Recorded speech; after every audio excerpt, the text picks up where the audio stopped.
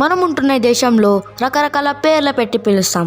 ఒకడు భారత్ అని, ఇంకోటి భారత రాజ్యం అని, ఇంకోటి ఇండియా అని ఇలా పిలుస్తాం. సో మన భారతదేశానికి ఇన్ని పేర్లు ఎలా వచ్చాయి అన్ని స్టేట్స్ గురించిన వెనక కథలు ఏంటో ఇప్పుడు మనం ఈ వీడియోలో తెలుసుకుందాం. సో వెయిట్ చేయకుండా లెట్స్ గెట్ స్టార్ట్ ఇంటూ ఆ వీడియో.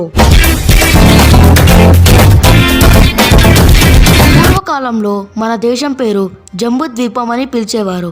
ఆ తర్వాత దీన్ని భరతఖండం అని కూడా పిలిచారు. గైస్, మన దేశాన్ని భరతఖండం అని ఎందుకు పిలిచారంటే దీని వెనకాల ఒక బలమైన కారణం ఉంది. గైస్, మన దేశం పాకిస్తాన్, శ్రీలంక, నేపాల్ ఇలాంటి కొన్ని దేశాలతో కలిసిమెలిసి ఉండేది.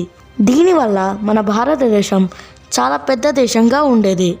సో ప్రజలు దీన్ని ఒక ఖండంలా భావించి దాని పేరు భారతఖండం అని పెట్టారు.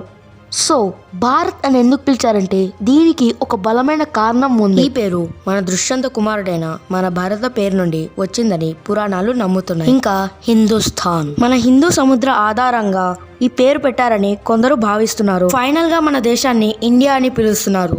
దీన్ని ఇండియా అని పిలవడానికి కారణం మన బ్రిటిష్ వాళ్ళు మన పేర్లను పలకడం తెలియక ఇండియా అని పెట్టారని కొందరు భావిస్తున్నారు. సో వీటన్నిటి పక్కన పెడితే ముందు మనం మాట్లాడుకోబోయేది 29 స్టేట్స్ గురించి. Number 1 Jammu and Kashmir. పూర్వకాలంలో దీన్ని రిషి కటిప్కటి అని పిలిచేవాళ్ళు.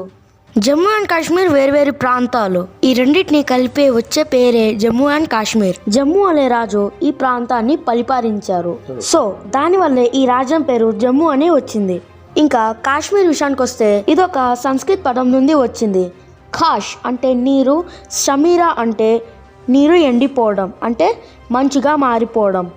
నెంబర్ 2 హిమాచల్ ప్రదేశ్. హిమాచల్ ప్రదేశ్ ఒక సంస్కృత పదం నుండి వచ్చింది.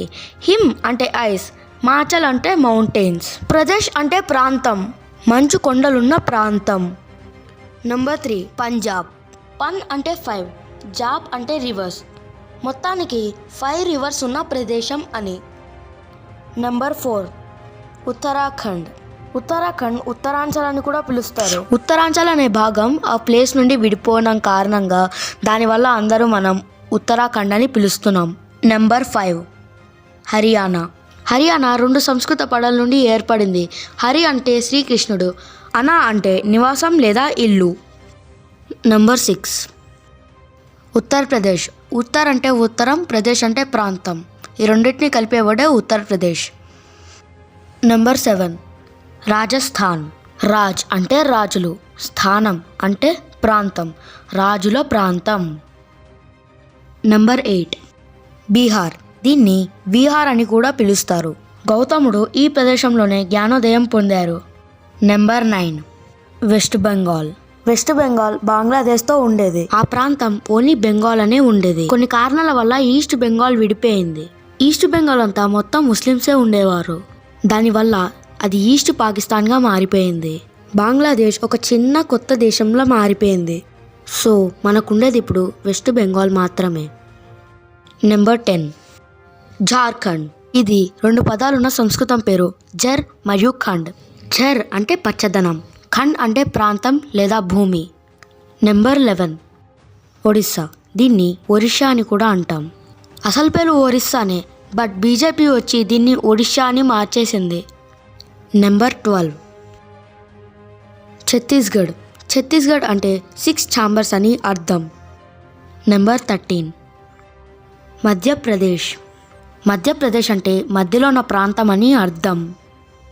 నెంబర్ 14 గుజరాత్. 12వ శతాబ్దంలో దీన్ని గుజర్లా అని పిలిచేవాళ్ళు. ఎందుకంటే గుజర్లా అనేది ఆ ప్రాంతానికి రాజు పేరు. ఆ తర్వాత తరతరాల పేర్లు మారుతూ వచ్చాయి. కొన్నాళ్ళ తర్వాత గుజరాత్ అని పేరు పెట్టారు. నెంబర్ 15 మహారాష్ట్ర. గైస్, మహారాష్ట్ర అనేది ఒక పెద్ద ప్రాంతంలో ఉంది. సో దానివల్ల పెద్ద ప్రాంతం అంటే మహారాష్ట్ర అని పెట్టారు. నెంబర్ 16 గోవా. మహాభారత కాలంలో ఈ ప్రాంతం గోవాలకు ఉండేది. అందువలన రకరకాల పేర్లు పెట్టి లాస్ట్లో గోవా అని పెట్టారు. సో ఈ వీడియో ఇంతే గైస్. కొన్ని రాష్ట్రాల పేర్లు ఉన్నాయి, అవి పార్ట్ 2లో చెప్తాను.